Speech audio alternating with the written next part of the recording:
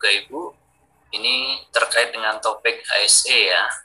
Jadi sebagai mandatory training, sebagai kompetensi kepengawasan Bapak Ibu sebagai pengawas operasional, nanti kami akan sharing IPPR, JSA, kemudian investigasi insiden dan lain sebagainya dalam satu paket sharing ya di e-learning ini. Baik, mohon izin untuk sharing materi.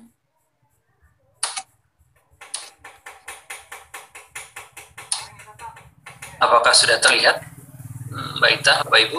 Sudah, Pak. Sudah, Pak. Baik, terima kasih. Semangat pagi. Sehat, selamat. Kita bisa.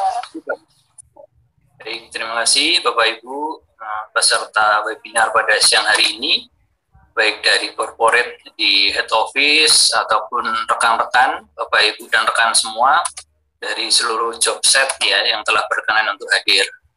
Ini ada dari KDA, terima kasih tim KDA yang telah menyempatkan untuk bisa bergabung. Kemudian dari PPA, Pak Adian dan tim, kemudian dari KMO, Pak Andika dan juga tim, dari MGA ada Pak Kamsa, kemudian dari SCA, Pak Tonang dan tim mungkin yang bisa bergabung, dan rekan-rekan semua yang ada di seluruh job set HPU dan HPM.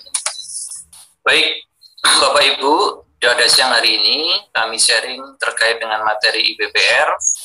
Nah, IPPR ini sebenarnya hal yang mendasar dalam sistem manajemen, karena sebagai hal yang fundamental, hal yang utama dan pertama dalam tata laksana program keselamatan pertambangan tentunya. Adapun kami share nanti ini berdasarkan best practice ya, dan juga kriteria-kriteria unjuk kerja yang berada di unit kompetensi pengawas operasional pertama. Nah, Bapak Ibu, jika sudah mengikuti pembekalan pengawas operasional pertama atau sudah sertifikasi kompetensi di POP, tentunya IPPR ini menjadi hal yang utama ya, dan pertama yang wajib untuk dikuasai unit kompetensi ini. Nah, unit kompetensi ini sudah terregister secara nasional sesuai dengan Peraturan Menteri ESDM nomor 43 tahun 2016. Ini tentang SKKKK ya, standar kompetensi kerja khusus.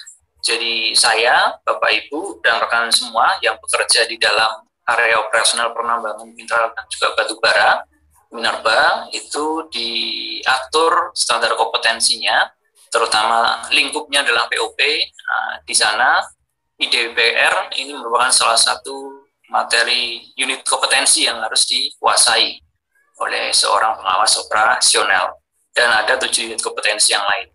Nah, ini ketika Bapak Ibu sudah memahami IPPR, tentunya sudah mengantongi nih satu unit kompetensi yang telah dikuasai dan kompeten untuk satu unit kompetensi ini. Seperti itu. Baik, mengawali perkenalan Bapak Ibu mungkin sudah kenal dengan saya dan juga masih ada baru. Bapak Ibu sebagai keluarga besar HPU dan HPMU, saya bergabung di HPU baru 9 tahun ya berjalan. Tahun ini adalah tahun ke-10 saya di Panca Utama ya. Jadi untuk background untuk profesional saya itu dimulai tahun 2008 di Tenaris ya, salah satu perusahaan bergerak di bidang instalasi pipa untuk oil and gas. Di sana saya magang dan juga sempat sekaligus melanjutkan ya pekerjaan di sana, namun tidak cukup waktu. Kemudian saya lanjut di Buma, pernah sebagai seorang HSE officer, dan sampai sekarang diberikan amanah sebagai seorang HSE training dan sistem di PT Harmoni Panca Utama, dan membantu Bapak-Bapak dan juga Ibu seluruh karyawan HPU dan HPMU untuk bersama-sama kita membangun budaya keselamatan yang ada di PT Harmoni Panca Utama. Adapun untuk organisasi, background organisasi pun saya juga cukup bergabung dalam beberapa organisasi yang saya geluti, mulai dari APKPI, ini saya sebagai Industrial Relation di region Jawa, sampai dengan saat ini sudah ada pergantian pengurus dan saya terlibat juga untuk masuk ke dalam APKPI region Jawa. Kemudian BNSP ini sebagai seorang HSE asesor ya. Saya juga diberikan amanah oleh BNSP untuk menjadi seorang asesor dalam bidang HSE, tentunya mulai dari POP, POM, POU, dan lain sebagainya. Kemudian di AOTS ini juga saya diberikan amanah dan juga kesempatan untuk bisa bergabung sebagai seorang active member dalam bidang QHSE ya, tentunya di Tokyo, Jepang, dan juga di Indonesia diwakili oleh HIDA ini sebagai alumni dari AOTS. Kegiatan-kegiatan yang diadakan saya juga terlibat di sana. Untuk status saya menikah dengan anak satu, tinggal di Jakarta ya Bapak dan juga Ibu. Jika ada keperluan dan lain sebagainya kita bisa mengobrol lebih lanjut. Baik, tujuan instruksional kita Bapak dan juga Ibu, yang pertama nanti kami harapkan Bapak dan juga Ibu peserta webinar bisa memahami bahaya dan juga yang ada di tempat kerja. Tentunya kita bekerja harus memahami terlebih dahulu apa yang menjadi bahaya dan apa yang menjadi resiko di kerja kita, baik itu seluruh prosesnya, benda, bahan, ataupun bahan baku yang kita jumpai di tempat kerja kita sesuai dengan ruang lingkup dan juga objek pengawasan kita wajib memahami terlebih dahulu untuk bahaya dan juga resiko. Ada pepatah ya mengatakan tak kenal maka tak sayang, ya maka Bapak Ibu juga wajib untuk memahami terlebih dahulu apa itu yang menjadi bahaya dan juga resiko di tempat kerja Bapak Ibu semuanya. Setelah kita memahami apa yang kita lakukan, harapannya dalam webinar ini Bapak Ibu juga bisa menilai resiko. Setelah kita paham, kemudian mampu menilai resikonya. Nah, setelah kita mampu untuk menilai resikonya, resiko itu masuk ke dalam kriteria resiko tinggi, sedang, rendah, kecil, dan lain sebagainya. Kemudian Bapak Ibu mampu untuk mengklasifikasikan. Jadi resiko mana yang harus kita prioritaskan untuk kita segera lakukan pengendalian. Resiko-resiko mana yang harus kita klasifikasikan, di mana yang berpotensi ke arah yang lebih besar, potensi fatal, cedera serius, dan lain sebagainya, itu harus mendapatkan priority untuk kita lakukan perbaikan.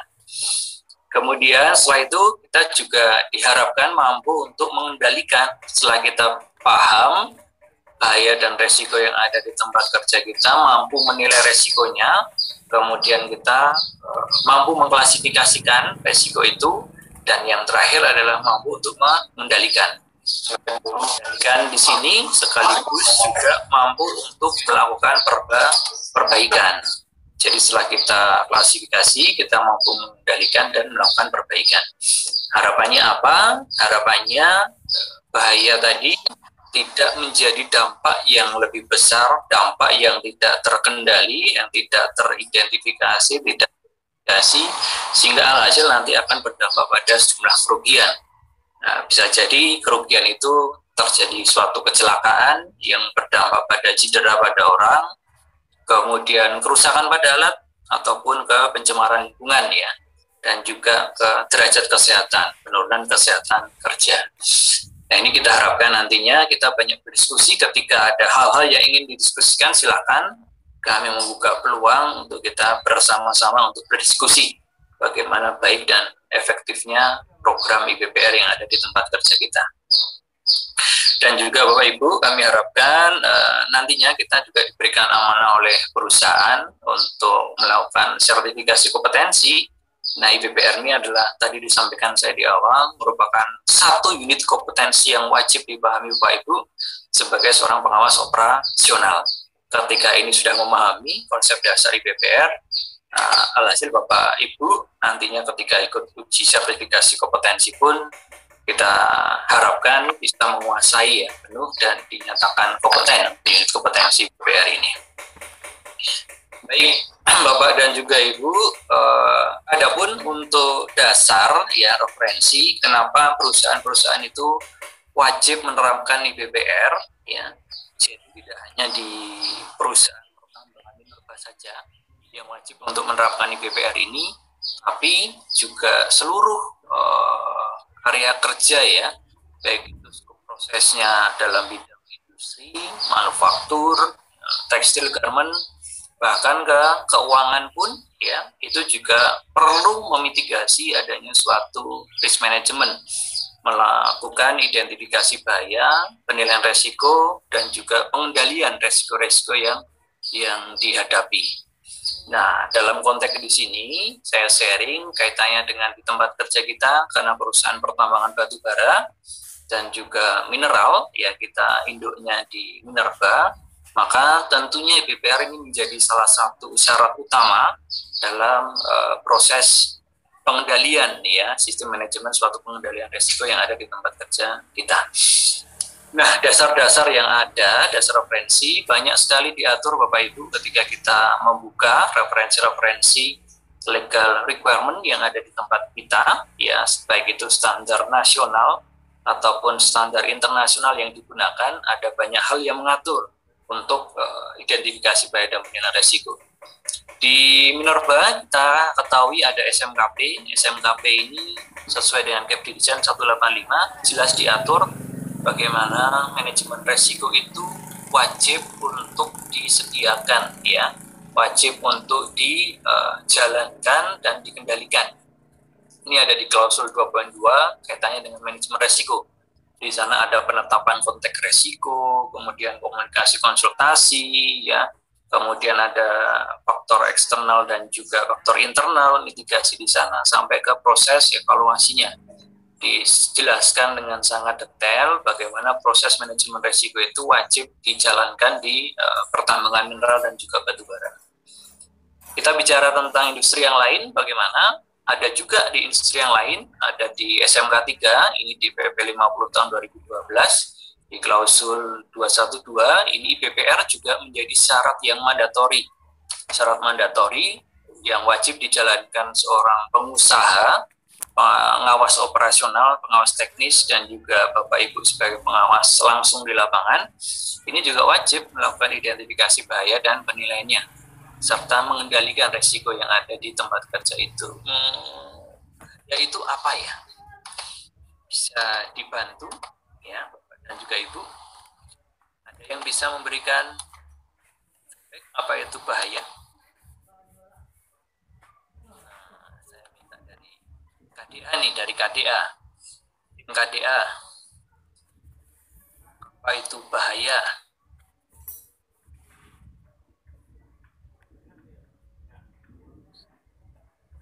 Ada yang hadir tim KDA? Siapa? Timnya. Ada dari bawah produksi nih. Ya, suatu kondisi. Kenapa?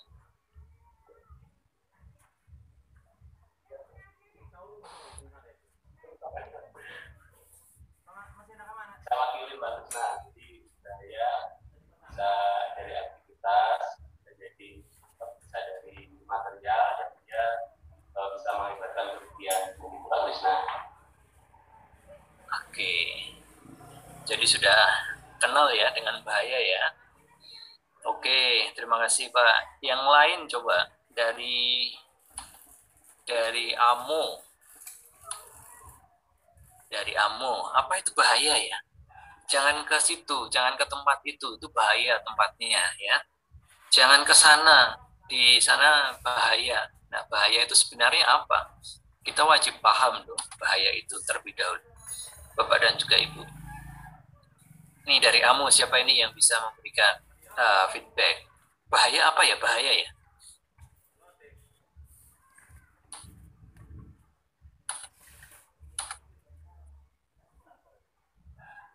Ada bahaya?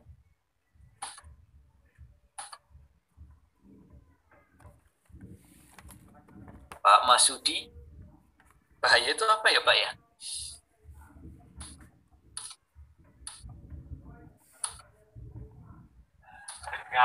Sesuatu yang bisa menyebabkan celaka. Sesuatu yang bisa menyebabkan celaka ya Pak Masudi ya?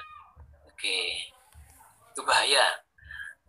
Ada lagi dari KMO coba, bahaya itu apa ya? Siapa yang hadir di KMO? Timnya Pak Andika ini ya. Ayo, bahaya itu apa bahaya?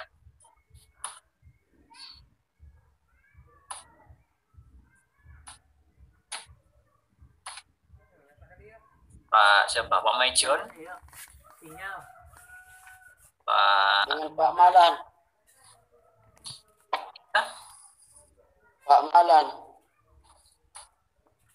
Bahaya adalah suatu kondisi atau suasana yang mengancam keselamatan. Demikian. Baik, suatu kondisi keadaan yang mengancam keselamatan. Oke, baik. Terima kasih Bapak dan juga Ibu. Nah, kita wajib paham terlebih dahulu ya, Bapak dan juga Ibu, konsep dasar IPPR, yaitu bahaya dan resiko. Ada beberapa referensi Bapak dan juga Ibu, apa itu bahaya.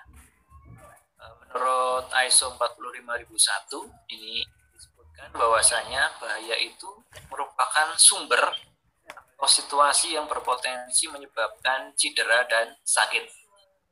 Jadi benar ya yang disampaikan oleh rekan-rekan, bahaya itu ya bahan proses, kemudian mengancam keselamatan, mengancam kerugian yang berpotensi kecelakaan tadi ya di sana ya disebutkan ya. Ini beberapa referensi.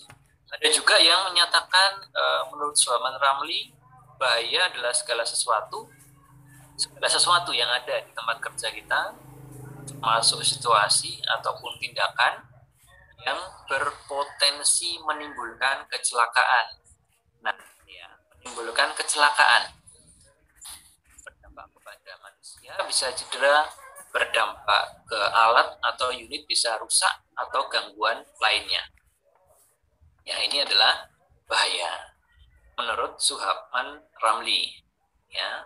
Ada juga menurut Pak Sumakmur ya, bahaya itu apa? Ya, faktor dalam hubungan pekerjaan yang dapat mendatangkan suatu kecelakaan. Bahaya ini disebut potensial jika faktor-faktor ini belum mendatangkan suatu kecelakaan.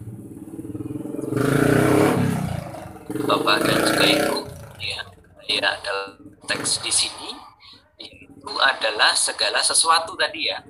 Segala sesuatu yang berpotensi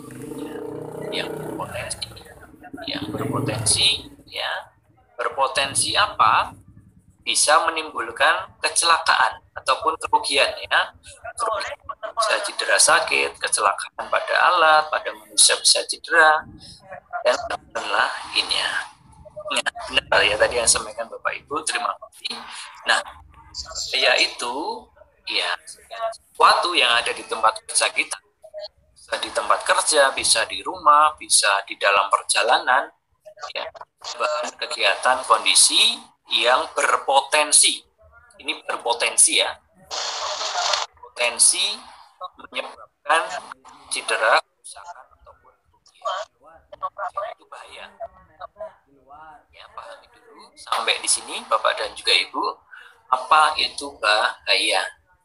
Jadi bahaya itu belum terjadi suatu kerugian, baru berpotensi ya menyebabkan sejumlah kerugian, cedera pada manusia, rusak pada alat, pencemaran pada lingkungan gitu kan, atau kerugian-kerugian yang lainnya. Ini yang berpotensi. Nah, lantas ada bahaya di tempat kerja kita banyak sekali ya yang ada di tempat kerja kita. Ini menurut ILO dalam konten di Safety and Health at Work, ini ada banyak sekali contoh-contoh bahaya yang ada di tempat kerja kita, bahaya fisika, kimia, biologi, mekanis sampai ke dalam bahaya ergonomi. Nah, di tempat kerja Bapak, hal ini juga harus diidentifikasi, harus termapping dengan cukup baik. Baik itu bahaya fisika, bahaya kimia, sampai ke dalam bahaya ekonomi yang ada di tempat kerja Bapak Ibu semuanya. Nah, harapannya apa? Ketika bahaya-bahaya ini teridentifikasi, Bapak dan juga Ibu nanti bisa memahami, oh ternyata di tempat kerja saya ini bahayanya banyak sekali. Bahaya fisika, ya pencahayaannya bagaimana? Kurang, terang, ya. Suhunya bagaimana? Iklim kerjanya, itu adalah suatu bahaya. Bahaya kimia, misalkan di tempat kerja Bapak dan juga Ibu ada partikel debu, ya bahan-bahan beracun dan lain sebagainya. Bahaya biologi, bahaya mekanis, ya terutama pada Bapak dan juga Ibu yang bergerak ataupun fokus ke objek pengawasan di bidang mekanikal, di perbengkelan, di workshop, ya itu tentunya banyak sekali menjumpai bahaya-bahaya mekanis, permesinan, peralatan, bagian yang berputar, dan lain sebagainya. Kemudian ada juga bahaya psikososial. Nah ini ya Bapak dan juga Ibu. Ada yang bahaya teridentifikasi secara langsung karena kita bersinggungan dengan bahaya itu. Ada juga yang tidak secara langsung bisa kita ketahui. Dan ini wajib kita mitigasi supaya hal ini tidak berdampak nantinya pada kerugian. Ya. Kemudian bahaya ergonomi, bahaya lingkungan, dan bahaya-bahaya yang lain di tempat kerja Bapak dan juga Ibu. Nah, dari bahaya ini, menurut Bapak dan juga Ibu, bisa diberikan salah satu contohnya. Bisa diberikan bahaya di tempat kerja Bapak yang paling kritikal, itu seperti apa sih? Siapa ini?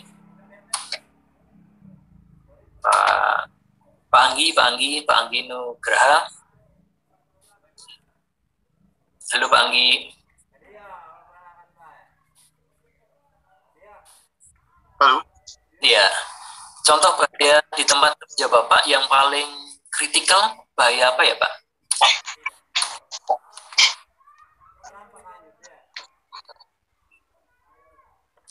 Bapak di departemen apa Pak? Departemen HCMGA Pak. Oh HCMGA, baik. Di departemen HCMGA bahaya yang paling kritikal menurut Pak Anggi apa nih Pak? Di tempat kerja Bapak nih?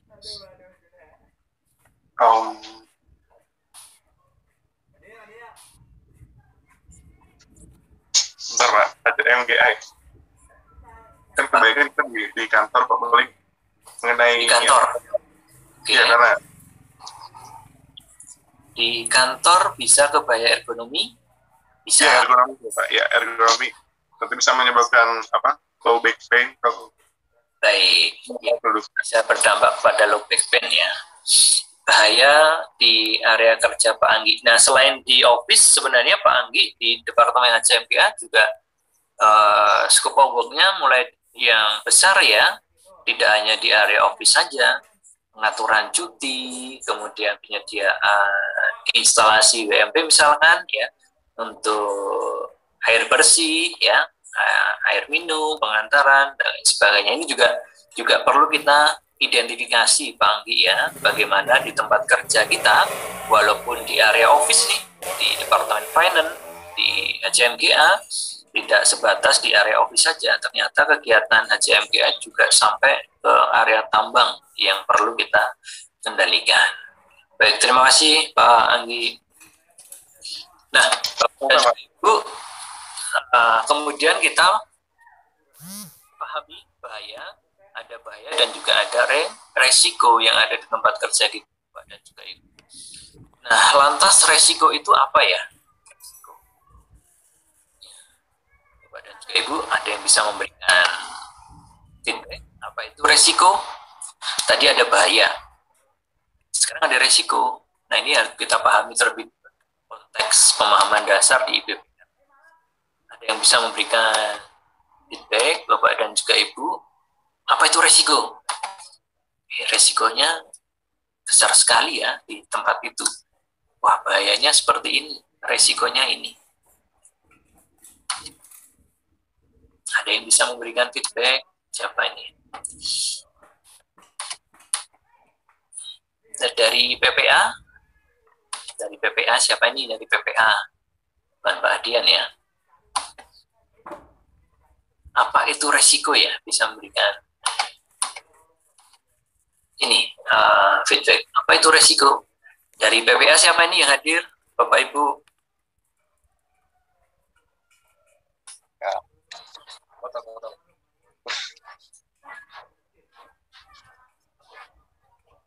Dari SDA Pak Krisna. Ayo Mas MC. Nggak ada?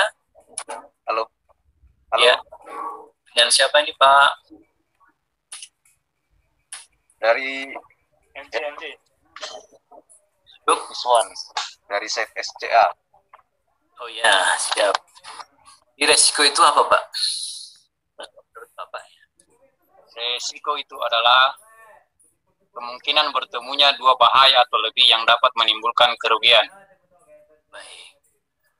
Jadi bertemunya dua bahaya atau lebih ya Pak, yang berpotensi menimbulkan kerugian, gitu ya.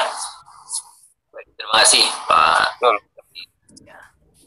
Nah, ada beberapa referensi Bapak dan juga Ibu. Pak Isman ya, terima kasih Pak Isman. Di ISO 45001 resiko itu didefinisikan sebagai kemungkinan ya, atau kombinasi ya terjadinya suatu peristiwa yang berhubungan dengan cedera parah atau sakit akibat kerja atau terpaparnya seseorang pada suatu bahaya. Jadi kalau menurut ISO 45001 ini kemungkinan terjadinya suatu peristiwa, kombinasi dari kemungkinan ya, sehingga berdampak ya, berpotensi menimbulkan cedera parah, sakit, terpaparnya seseorang ataupun alat pada suatu bahaya. Di referensi yang lain Bapak dan juga Ibu, resiko kalau menurut standar Australia Standard atau New Zealand Standard ya 60/2004, resiko itu didefinisikan sebagai sebuah peluang terjadinya sesuatu yang akan mempunyai dampak terhadap sasaran diukur dengan hukum sebab akibat. Ya, jadi kalau menurut definisi dari referensi-referensi sumber ini, ya ada dua hal yang kita catat bahwasanya merupakan kombinasi dari kemungkinan, ya, peluang terjadinya sesuatu. Ini ya peluang kemungkinan terjadinya sesuatu dari apa? Dampak terhadap siapa? Dampak ya yang berhubungan dengan cedera, dengan sakit, dampak terhadap sasaran ya diukur dengan hukum sebab akibat. Nah, ini ada dua hal yang berkorelasi menurut referensi dari ISO ataupun dari standar 4360/2004 ya, dari Australian Standard atau New Zealand Standard. Nah, kalau di tempat kerja kita ya definisi resiko itu ya tadi disampaikan Pak Iswan tadi dari SCA, resiko itu merupakan kesempatan atau kemungkinan bertemunya dua atau lebih bahaya dan mengakibatkan sejumlah kerugian. Kerugian ini konteksnya luas sekali. Bisa kecelakaan, ya kecelakaan kalau berdampak pada seseorang atau karyawan, ya bisa cedera. Berdampak pada alat atau unit, itu unitnya bisa rusak. Kalau berdampak pada lingkungan, ya akan terjadi suatu pencemaran lingkungan. Ya, apa itu resiko? Kesempatan, kemungkinan bertemunya dua bahaya atau lebih yang mengakibatkan sejumlah kerugian.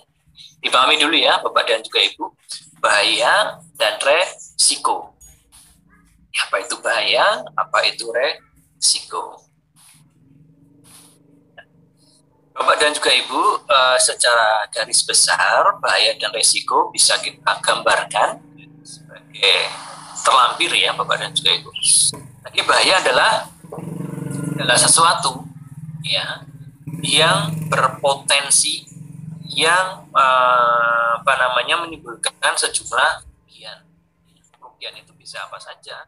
Ya kerugian pada alat, ya alatnya rusak, kecelakaan ya. Kerugian pada orang, ya orangnya bisa cedera, bisa sakit. Kerugian pada lingkungan, ya bisa terjadi pencemaran ataupun kerugian yang lain. Kalau resiko, ya kemungkinan, potensi, ya bertemunya paparan dari bahaya atau lebih yang berdampak menimbulkan sejumlah kerugian. Kita bisa lihat dari dua gambar ini. Gambar yang sebelah kiri adalah hazard, gambar yang sebelah kanan adalah resiko. Hazardnya apa? Hazardnya adalah potensial bahaya segala sesuatu ya yang ada di tempat kerja kita. Kita lihat di sini hiu. Ikan hiu itu bahaya atau tidak? Ya bahaya. Ya. Ikan hiu itu bahaya. Ikan hiu ini belum menjadi suatu resiko ketika ikan hiunya di laut lepas, gitu ya, tidak ada interaksi dengan manusia. Ketika sudah ada interaksi, ya, ada manusia yang berenang di sana, ya, kemudian ada interaksi, maka hal ini akan menjadi sebuah resiko. Ya, resikonya apa? Resikonya orang itu akan mengalami suatu cedera. Bisa digigit ikan hiu, gitu kan? Atau bisa dimangsa ya, hiu. Nah, bahaya ini akan tidak akan menjadi suatu resiko ya ketika bahaya itu berdiri sendiri. Ikan hiu di laut lepas ya itu menjadi bahaya, tapi belum menjadi resiko ketika tidak ada interaksi dengan bahaya yang lainnya. Contohlah kita ambil adalah manusia. Sampai di sini ya Bapak dan juga Ibu paham terlebih dahulu ya konteks bahaya dan juga resiko. Apa itu hasad, apa itu resiko. Pahami ya Bapak dan juga Ibu ya. Jadi hasad atau bahaya itu adalah segala sesuatu yang ada di tempat kerja kita, itu bisa bahan, proses, unit, peralatan, metode kerja yang berpotensi menimbulkan sejumlah kerugian. Itu hasad. Ya, bahaya. Tadi disebutkan bahaya banyak sekali, adalah bahaya di tempat kerja, mekanik, fisika, dan lain sebagainya. Kemudian resiko, kemungkinannya, ya, potensi bertemunya bahaya atau lebih, dua bahaya atau lebih, sehingga berdampak pada sejumlah kerugian. Yang ini ketika hasad, sudah ada paparan, pajanan dengan bahaya yang lainnya. Hasad plus exposure akan mengakibatkan sejumlah resiko. Ini bahaya dan juga resiko. Jelas ya Bapak dan juga Ibu, sampai di sini terlebih dahulu. Jelas ya, baik. Nah, bisa digambarkan Bapak dan juga Ibu tadi bahaya dan resiko. Bahaya dan resiko ini ketika nilai resikonya ketika bahaya bertemu dengan bahaya-bahaya yang lainnya tidak kita kendalikan, itu bisa berdampak pada sejumlah kerugian. Salah satu yang kita kenal di tempat kerja kita adalah kecelakaan. Itu kecelakaan. Ketika hasad berdiri sendiri, dia belum menimbulkan sejumlah resiko. Nah, ketika bahaya itu bertemu dengan bahaya yang lainnya, bahaya 1, bahaya 2, bahaya 3, bahaya 4, itu akan menimbulkan sejumlah resiko. Akan berpotensi menimbulkan cedera atau kerusakan. Nah, ketika sudah bertemu, tidak kita kendalikan, tidak kita lakukan pengendalian, dan kita tidak lakukan perbaikan, hal itu akan berdampak pada sejumlah kerugian. Contohnya adalah kecelakaan. Nah, Bapak dan juga Ibu, contoh yang lain, misalkan gas berbahaya ya. Gas berbahaya taruhlah di suatu ruangan atau ruangan tertutup, confined space. H2S ataupun karbon monoksida, karbon dioksida, itu jelas merupakan suatu bahaya. Ya, gas beracun ini dapat menciderai orang atau bisa menimbulkan orang itu ketika hidup akan pingsan, bahkan meninggal gitu ya karena paparan bahaya ini. Namun belum jadi suatu resiko bila gas beracun itu tidak terpapar dengan manusia. Ya, bahaya satunya adalah si gas berbahaya tadi. Bahaya duanya adalah manusia ya. Manusia itu ternyata juga menjadi konteks bahaya. Ada dua bahaya yang ada di sini. Kemudian contoh lainnya apa? Konveyor, peralatan kerja di tempat kita. Konveyor itu bahaya, ya bahaya. Konveyor ya, itu bahaya. Namun belum menjadi resiko jika tidak ada kegiatan perawatan, tidak ada kegiatan perbaikan, pembersihan. Di mana kegiatan perawatan itu ada dampak interaksi dengan orang ataupun mekanik. Jadi bahaya satunya konveyor, bahaya duanya adalah mekanik. Nah, resikonya apa? Resikonya adalah bahaya satu kontak dengan bahaya dua. Ini ya, gas beracun bahaya, orang juga bahaya. Ini belum menjadi resiko ketika tidak ada kontak. Ketika sudah ada kontak, maka menjadi suatu resiko. Nah, kontak-kontak yang tidak kita kendalikan akan berdampak pada kerugian, yaitu kecelakaan. Konveyor bahaya. Ya, mekanik bahaya. Ketika konveyor itu tidak ada interaksi dengan mekanik, ya berjalan seperti itu, ya tidak akan beresiko. Menjadi resiko ketika ada kegiatan perawatan ataupun perbaikan, ada interaksi dengan mekanik. Nah, ketika kegiatan perawatan, perbaikan, perbersihan ini tidak dikendalikan dengan baik, ya akan berdampak pada kecelakaan, kerugian. Nah, ini pemahaman bahaya dan resiko. Harapannya Bapak dan juga Ibu clear di awal, memahami konteks apa itu bahaya, apa itu resiko. Paham ya sampai sini ya Bapak dan juga Ibu ya. Kita pahamkan bersama supaya nanti kita satu pemahaman. Nah, Bapak dan juga Ibu, bahaya dan resiko tentunya ketika resiko tidak bisa kita kendalikan dan berdampak pada kerugian, kecelakaan juga akan timbul sebuah kerugian.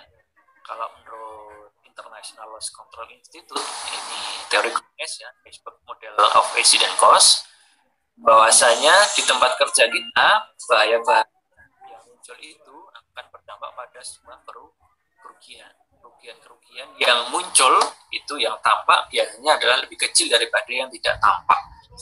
Ya, contoh kita taruh kecelakaan unit, ya kecelakaan unit yang ada di tempat kerja kita, itu dampaknya besar sekali ternyata kerugiannya, ya yang muncul dan yang tidak muncul. Biaya yang kelihatan itu ketika mekanik ataupun driver yang cedera, tentunya pengobatan, gajian yang asuransikan. Ya, biaya yang lain tidak terlihat yang lebih besar. Mulai dari turunnya citra perusahaan, kerusakan, biaya perbaikan, peralatan, dan lain sebagainya. Ini akan berdampak kerugian yang cukup besar ketika bahaya yang ada di tempat kerja tadi tidak teridentifikasi, tidak termitigasi dengan baik, sehingga bahaya-bahaya tadi akan berinteraksi dengan yang lainnya, akan menjadi suatu resiko, dan resiko ini tidak terkontrol, tidak bisa kita kendalikan dalam batas yang normal, batas wajar, sehingga akan berdampak pada suatu kerugian, dan kerugiannya adalah kecelakaan, akan menghasilkan sebenarnya kerugian ataupun cost biaya yang timbul.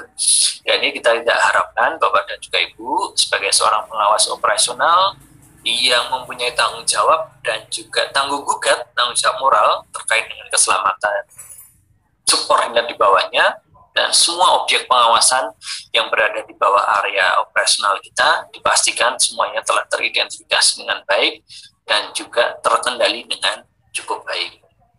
Nah, Bapak dan juga Ibu, gambaran sederhananya adalah seperti ini. Jadi tadi ada bahaya, ada resiko, ada insiden. Nah, bagaimana supaya tidak terjadi kerugian atau tidak terjadi insiden di tempat kerja kita? Ya kita harus kendalikan, kita harus putus rantainya supaya bahaya-bahaya tadi tidak saling bertemu, gitu ya, istilah sederhananya seperti ini.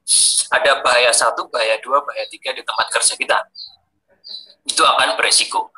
Nah, resiko kalau ketika tidak kita kendalikan dengan cukup baik, ya akan menjadi sebuah kerugian ataupun insiden. Bagaimana baiknya supaya bahaya yang ada di tempat kerja kita itu tidak muncul menjadi suatu resiko yang besar dan berdampak pada kecelakaan ataupun insiden? Ya, kita harus putus, Bapak dan juga Ibu. Itu harus kita putus mata rantainya dan timbul suatu resiko yang lebih besar. Nah, kalau dua bahaya ini masih bisa loh beresiko, gimana Bapak Ibu? Kecelakaan ataupun insiden, ya harus kita putus lagi. Harus kita putus lagi supaya bahaya yang ada di tempat kerja tadi tidak menghasilkan risiko yang besar sehingga berdampak pada kerugian atau insiden. Nah, ketika bahaya tadi berdiri sendiri, tidak ada interaksi bahaya yang lainnya, itu tidak akan menimbulkan risiko di tempat kerja kita atau di tempat manapun. Itu ya Bapak dan juga Ibu, ini perlu dipahami. Bagaimana sih upaya supaya tidak timbul kecelakaan ataupun insiden di tempat kerja kita? Ya, kita harus kendalikan bahaya-bahaya yang teridentifikasi tadi supaya tidak menjadi suatu resiko. ketika sudah menjadi resiko dan tidak kita kendalikan, ya akan berdampak pada suatu kerugian, insiden, contohnya seperti itu. Maka bahaya-bahaya itu baiknya kita identifikasi, kita mitigasi semua bahaya yang ada di tempat kerja kita, baik itu bahan, proses, kegiatan, unit, bangunan, dan lain sebagainya, itu harus kita kendalikan, harus kita identifikasi, selanjutnya kita kendalikan, kita klasifikasikan, dan kita lakukan pengendalian yang baik. Itu ya Bapak dan juga Ibu, konsep IBPR, pemahaman kita samakan antara bahaya dan juga resiko, hazard dan juga risk. Nah, Bapak dan juga Ibu, yang menjadi permasalahan di tempat kerja kita, kita tidak mungkin menghilangkan semua bahaya yang ada di tempat kerja kita. Nah, bahaya-bahaya itu setiap hari, setiap waktu selalu dinamis. Dapat muncul setiap saat, setiap waktu. Ya, bahaya itu.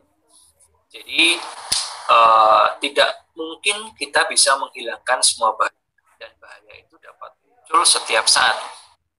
Nah, kita ketahui kita bekerja di area penambangan sesuai dengan karakteristik area pertambangan, padat modal, kemudian high risk, resiko tinggi. Pertambangan itu selalu dinamis, ya Bapak dan juga Ibu. Dinamis artinya hari ini dan besok, yaitu bahayanya akan selalu berbeda, dinamis, sesuai dengan alokasi unit yang digunakan, sesuai dengan area yang akan kita gunakan, ya area yang akan kita gali, misalkan OB dan call-nya, kemudian perbaikan unitnya misalkan ketika tidak memungkinkan di area workshop, ada di operasional tambang, ini juga akan muncul bahaya-bahaya baru, bahaya yang belum teridentifikasi dapat muncul ya setiap saat, setiap waktu.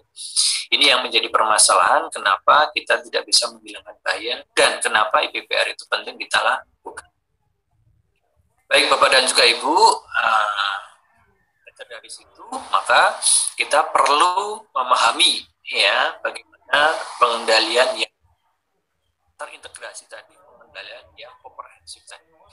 Bahwasanya di seluruh area kerja kita, seluruh dunia ini memiliki aspek KPLH yang ada di tempat kerja itu bisa bahan, proses, kegiatan, unit, dan lain sebagainya. Nah, aspek-aspek yang ada di tempat kerja tadi itu bisa berpotensi menyebabkan sejumlah kerugian. Nah, potensi-potensi yang tadi, ya aspek-aspek yang teridentifikasi, ya harus kita kendalikan secara proaktif, yang merupakan bahaya yang teridentifikasi. Nah, pengendalian ini di tempat kerja kita namakan sebagai risk management. Ya, Bapak Ibu di sebelumnya juga memahami apa itu risk management, tidak berlaku saja untuk K3, ternyata risk management ini juga berlaku untuk semua industri ya, termasuk di aspek insurance misalkan, finansial ya, ini juga perlu kita mitigasi risk management. Bagaimana bahaya dan juga resiko yang muncul timbul itu kita mitigasi dengan sebaik mungkin. Nah, Bapak dan juga Ibu, bagaimana tata kelola IBPR yang baik di tempat kerja kita? Ya, sebagai seorang pengasuh operasional, Bapak dan juga Ibu mendapatkan amanah ya, tugas dan tanggung jawab seorang pengasuh operasional. Salah satunya adalah memastikan keselamatan semua subordinat di bawah Bapak Ibu itu dalam kondisi yang aman, sehat, selamat ya, dan tidak timbul sejumlah kerugian. Ini tanggung jawab Bapak dan juga Ibu. Salah satunya adalah melakukan inspeksi, pemeriksaan, dan pengujian. Nah, Bapak dan juga Ibu, sebelum melakukan inspeksi, pemeriksaan, dan pengujian, ya ada baiknya Bapak dan juga Ibu sebagai pengasuh operasional ini juga wajib untuk melakukan risk management, ya, wajib untuk melakukan IBPR. Bagaimana Bapak Ibu mengidentifikasi bahaya yang ada di tempat kerja, mampu untuk menilai, mampu untuk mengklasifikasikan, mampu untuk melakukan pengendalian. Nah, Bapak dan juga Ibu, manajemen resiko atau risk management itu seperti apa? Ada beberapa referensi sumber, Bapak dan juga Ibu, manajemen resiko yang ada di tempat kerja itu seperti apa? Kalau sesuai dengan standar AS, ya, NZS, Australian Standard atau New Zealand Standard 4360/2004, manajemen resiko adalah suatu upaya pengelolaan resiko secara komprehensif, ya, terencana dan sistematis untuk mencegah terjadinya kerugian ataupun kecelakaan, ya. Ya, ini didasarkan dengan tujuan apa? Untuk rumusan pengambilan keputusan atau untuk melihat resiko dampak yang ditimbulkan. Sehingga manajemen resiko ini sangat diperlukan di awal, bahwasanya semua proses yang ada di tempat kerja tidak menutup kemungkinan di tempat kita di pertambangan batu bara dan mineral ini juga resikonya cukup tinggi, high risk, perlu upaya pengelolaan resiko yang komprehensif, terencana dan sistematis. Sehingga harapannya dengan manajemen resiko ini kerugian-kerugian yang ada itu bisa kita kendalikan, bisa kita eliminasi, ya, kita perbaiki supaya tidak timbul dampak yang merugikan, ya, bisa ke kecelakaan, bisa berdampak pada cedera, bisa berdampak pada alat ataupun ke lingkungan. Bagaimana tata kelola manajemen ini yang baik? Ya, ada beberapa poin di dalam manajemen resiko ini. Manajemen resiko pada dasarnya adalah suatu proses sistematis tadi, menurunkan tingkat resiko yang ada di tempat kerja kita, sehingga resiko yang ada tadi acceptable, artinya diterima, tidak muncul dampak yang lebih besar. Batasan yang dapat diterima oleh perusahaan yang berintikan bagaimana kita melakukan identifikasi bahaya, bagaimana kita melakukan penilaian resiko, bagaimana kita menentukan tindakan kontrol. Identifikasi bahayanya, kita menilai resikonya, kemudian kita klasifikasi dan kita lakukan tindakan kontrol. Ini adalah suatu manajemen resiko yang berkelanjutan yang diterapkan di tempat kerja kita. Jadi tidak hanya cukup di awal, namun ketika ada proses baru, ya, penggunaan unit baru dan lain sebagainya, ini baiknya kita lakukan mitigasi. Kita lakukan kajian supaya di tempat kerja kita, baik itu penggunaan alat baru, orang baru, kemudian proses baru, tempat baru, itu telah termitigasi semua bahaya yang ada di tempat kerja, setelah teridentifikasi, setelah dinilai semua resiko-resikonya, mana yang merupakan high risk, mana yang resiko sedang, mana yang resiko ringan, dan bagaimana pengendaliannya yang sesuai dengan hierarki, sehingga pengendalian tadi bisa tepat guna, sehingga tidak berdampak pada kerugian yang lebih besar, yang contohnya adalah kecelakaan. Baik, Bapak dan juga Ibu, ini adalah proses IBPR di tempat kerja kita sebagai seorang pengawas operasional, dan nantinya ketika Bapak Ibu mengikuti uji kompetensi, ya 4 ini yang akan kita pahamkan, ya 4 ini yang akan kita pahami bagaimana Bapak Ibu itu mengidentifikasi potensi-potensinya, bagaimana menilai resikonya, kemudian Bapak Ibu mampu mengklasifikasikan dan mampu untuk mengendalikan. Ini yang akan kita pahami bersama Bapak dan juga Ibu. Harapannya di tempat kerja nantinya Bapak Ibu bisa menjalankan IBPR ini dengan sebaik-baiknya. Ya, alhasil nanti untuk dokumentasi, ya, misalkan IBPR itu bisa kita jalankan juga, ya, hasilnya seperti itu. Tapi pada sesi kali ini, ya, kami tekankan konsep pemahaman bagaimana cara melakukan IBPR yang baik dan benar. Kita mampu mengidentifikasi, mampu untuk menilai, mampu untuk mengklasifikasikan, kemudian yang terakhir mampu untuk mengendalikan dan melakukan tindakan perbaikan segera. Baik, Bapak dan juga Ibu, tahap yang pertama, Bapak dan juga Ibu wajib untuk memahami bagaimana cara mengidentifikasi bahaya di tempat kerja. Bahaya-bahaya itu wajib kita identifikasi, ya. Bahaya-bahaya itu wajib kita kenali. Kalau kita tidak mengenal bahaya itu, ya bagaimana kita tahu resikonya, sehingga kita akan lebih acuh ketika kita tidak mengetahui bahaya, kita tidak tahu resiko, alhasil berdampak pada sebuah kerugian ataupun kecelakaan. Karena kita tidak mengidentifikasi atau tidak mengenal bahaya itu. Maka sebagai seorang pengawas, langkah yang pertama kita pahami adalah mengidentifikasi bahaya. Nah, bagaimana cara kita mengidentifikasi bahaya, Bapak dan juga Ibu? Ada beberapa beberapa tahapan yang harus kita jalankan. Ya, pertama, Bapak dan juga Ibu bisa melakukan observasi di tempat kerja. Ya, sesuai dengan area pengawasan, sesuai dengan ruang lingkupnya, sesuai dengan objek pengawasannya, Bapak Ibu bisa melakukan observasi di tempat kerja. Contohnya adalah kita berkeliling. Sediakan waktu setidaknya ya dalam satu hari 1-2 jam untuk mengidentifikasi berkeliling ke area kerja Bapak dan juga Ibu. Ambil contoh misalkan area workshop ya.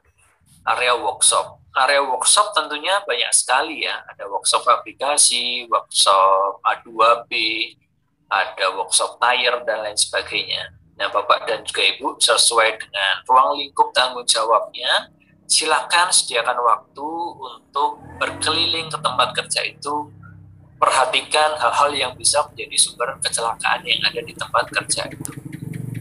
Ya, pahami apa saja objeknya, ya bisa bahan, bisa metode kerjanya, bisa unitnya, bisa orangnya atau mekanik yang bekerja di situ, ya bagaimana habitnya, behaviornya, ya itu bisa kita identifikasi bahaya-bahaya yang ada di tempat kerja itu. Bagaimana sih seorang pengawas bisa mengidentifikasi tempat kerja? Yang pertama harus turun ke lapangan, harus berkeliling, harus melakukan observasi secara langsung. Bukan hanya melalui pelaporan saja, tapi bisa langsung ke tempat kerja, berkeliling, sediakan waktu untuk melihat kondisi terkini, untuk melihat semua bahan, untuk melihat semua proses, untuk melihat semua peralatan, tools, dan lain sebagainya, itu bagaimana kondisi dan aktual di lapangan. Yang kedua, bagaimana Bapak dan juga Ibu sebagai seorang pengawas bisa mengidentifikasi ya berdasarkan lembaran-lembaran data ya yang ada di tempat kerja, bisa instruksi kerja, bisa prosedur ya, bisa MSDS misalkan material safety data sheet yang ada di tempat kerja, itu bisa digunakan sebagai rekomendasi ataupun bahan untuk identifikasi dan evaluasi bahaya yang ada di tempat kerja kita. Ya, di setiap instruksi lembaran prosedur kerja pasti menyertakan beberapa identifikasi bahaya. Ya, termasuk juga di MSDS penggunaan bahan-bahan B3, bahan beracun dan berbahaya, tentunya juga mengidentifikasi bahan-bahan bahaya-bahaya yang ada di tempat kerja. Bahaya yang bisa dituliskan misalkan apa? Bahaya pada bahan ataupun bahan baku yang ada. Oh, ternyata bahayanya bisa menimbulkan cedera loh pada mata, bisa menimbulkan dampak ya pada keracunan, bisa menimbulkan misalkan iritasi pada kulit. Itu perlu kita cermati, perlu kita identifikasi. Ya, setelah kita berkeliling di tempat kerja, kita cermati instruksi lembaran kerja, bisa prosedur kerja, CSA, SOP, PTT, bahkan ke MSDS. Nah, setelah itu apa yang perlu kita identifikasi Bapak dan juga Ibu di tempat kerja? Cara mengidentifikasi bahaya di tempat kerja selanjutnya adalah kita mereview kembali catatan-catatan insiden dan kesehatan yang ada di tempat kerja kita. Sebagai seorang pengawas operasional, Bapak dan juga Ibu ini berkewajiban ya, mempunyai tugas tanggung jawab untuk memastikan keselamatan semua subordinatnya dalam kondisi aman dan selamat. Nah, ketika ada insiden, nah, berarti bahaya yang ada tadi tidak teridentifikasi sehingga timbul nilai resiko yang besar dan berdampak pada suatu kecelakaan. Nah, kalau sudah ada insiden, maka baiknya Bapak dan juga Ibu sebagai pengawas operasional ini juga wajib mencermati catatan-catatan insiden yang ada di tempat kerja itu. Bagaimana sih insiden itu bisa terjadi? Dasarnya seperti apa, penyebab langsungnya apa, penyebab dasarnya seperti apa, apakah ada suatu ketidaksesuaian, bisa di prosesnya, bisa penggunaan bahan bakunya, penggunaan unitnya, ataukah berdasarkan penyebab langsungnya, ada kondisi yang tidak aman yang tidak teridentifikasi, ada tindakan tidak aman yang tidak teridentifikasi, atau yang lainnya. Nah, itu perlu kita cermati catatan-catatan insiden itu. Terjadi di mana, jam berapa, menimpa siapa. Nah, itu perlu kita evaluasi kembali, kita cermati kembali. Ya, supaya hal ini menjadi pembelajaran yang penting bagi seorang pengawas operasional, supaya di kemudian hari tidak timbul kejadian yang serupa. Sehingga kita perlu identifikasi melalui catatan-catatan insiden yang ada di tempat kita. Nah, selanjutnya apalagi Bapak dan juga Ibu, tidak cukup di situ saja. Bapak Ibu juga bisa mengidentifikasi bahaya dari catatan inspeksi dan hasil pengamatan sebelumnya.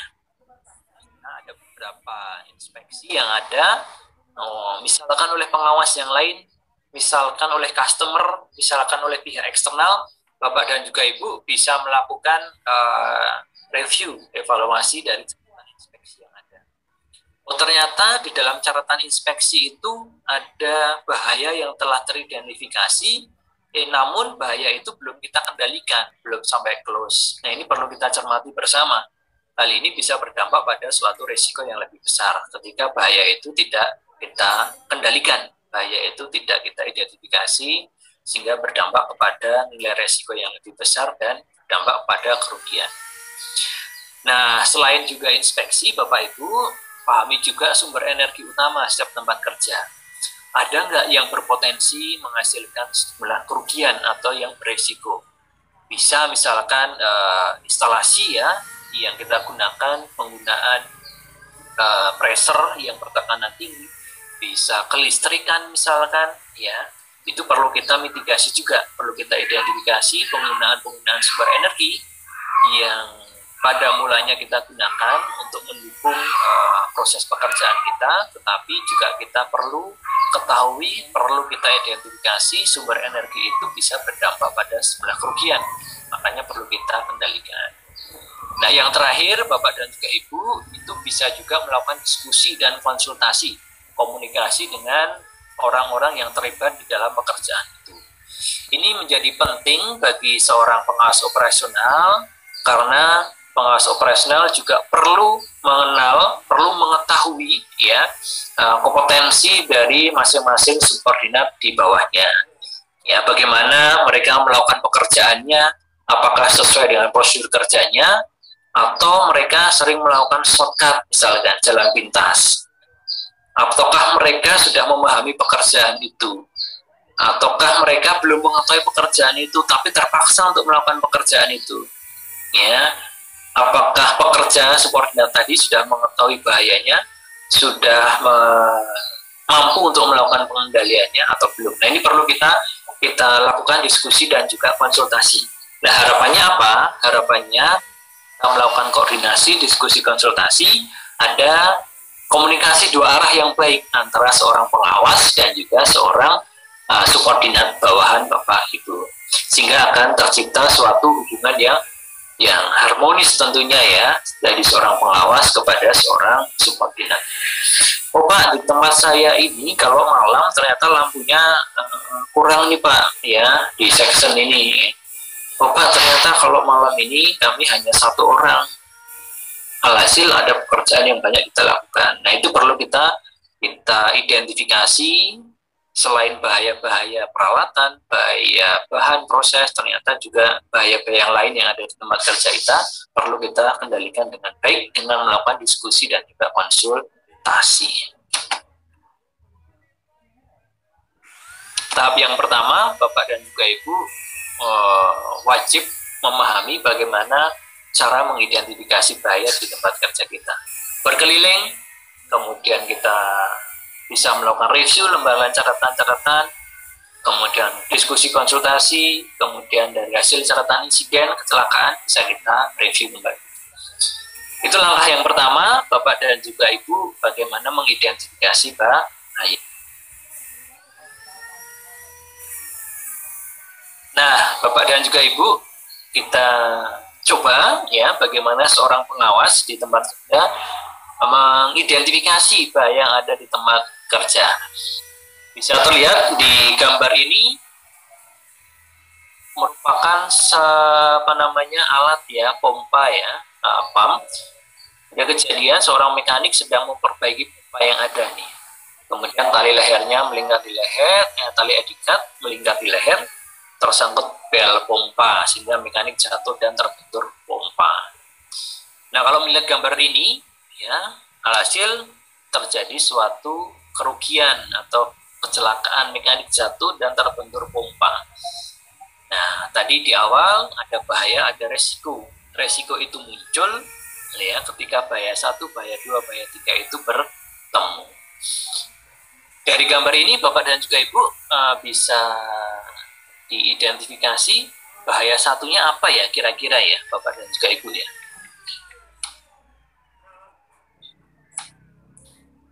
Dari set damai coba.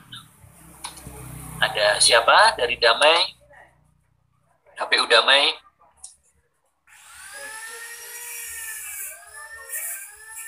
Halo.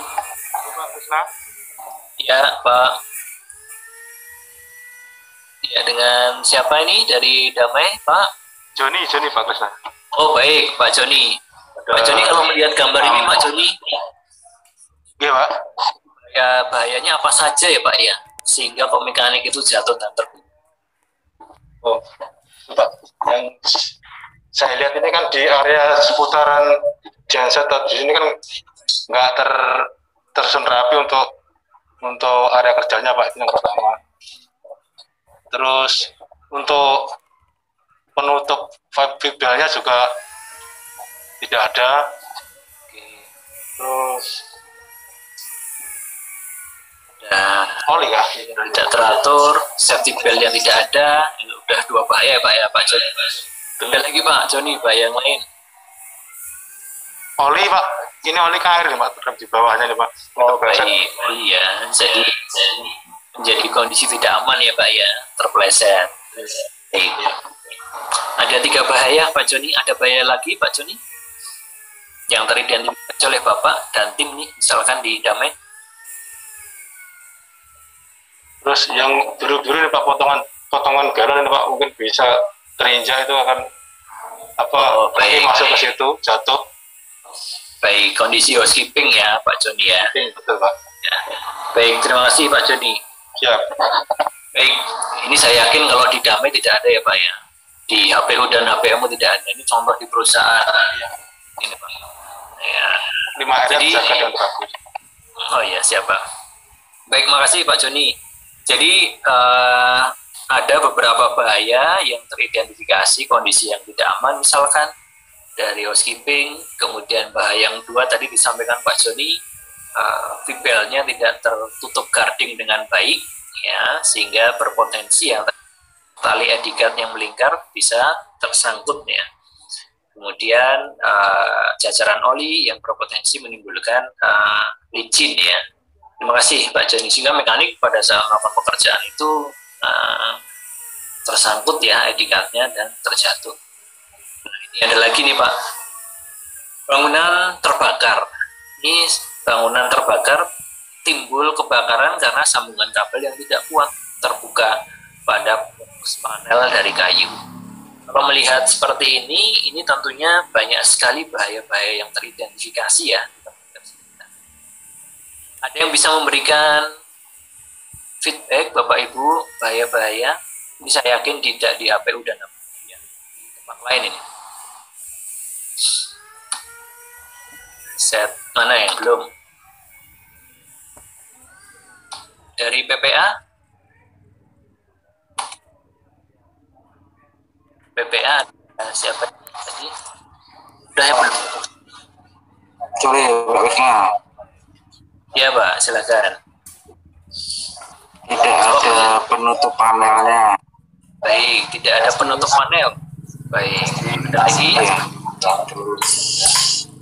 Terus ada lagi Pak? Mungkin penataan kabelnya yang kurang rapi ya. Baik, penataan kabel ya, yang kurang rapi. Iya. Ada lagi Pak?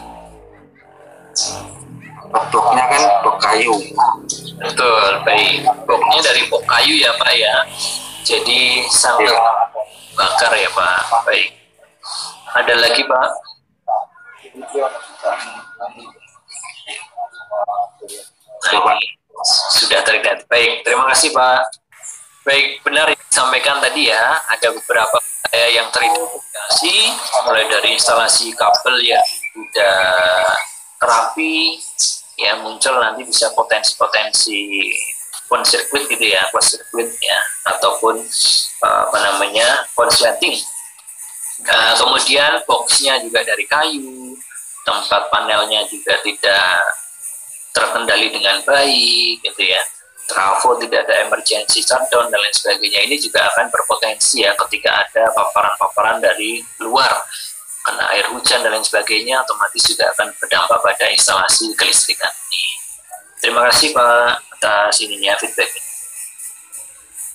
Yang selanjutnya adalah mekanik terjepit dump truck. Ini ada banyak sekali bahaya ya.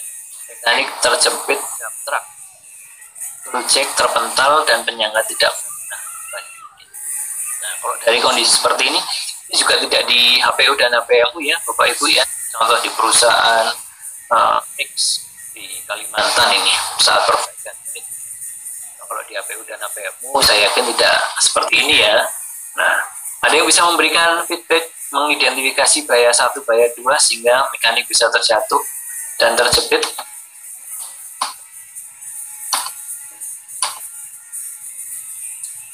Ada yang bisa memberikan gambaran yang dari workshop, dari plan? Pak Masudi dari plan ya?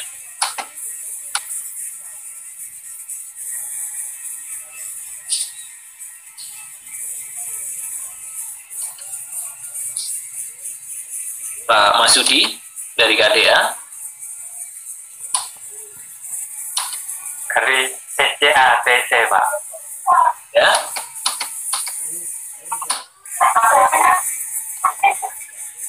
Ya Pak. Penggunaan standing yang tidak standar seperti dibangun dengan bahan kayu untuk mengganjal supaya ketinggiannya bisa terpenuhi.